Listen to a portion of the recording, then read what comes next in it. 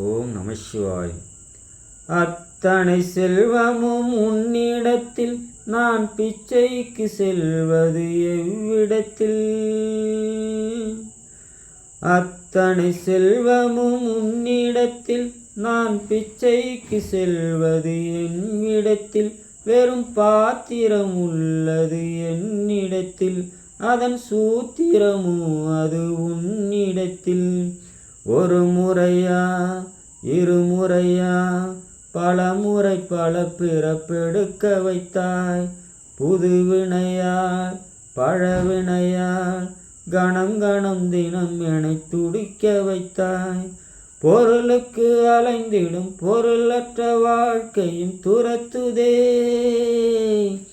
உன் அருள் அருள் அருள் என்று அலைகின்ற மனம் இங்கு பிதற்றுதே. அருள் விழியால் நோக்குவாய், மலர்பதத்தால் தாங்குவாய்.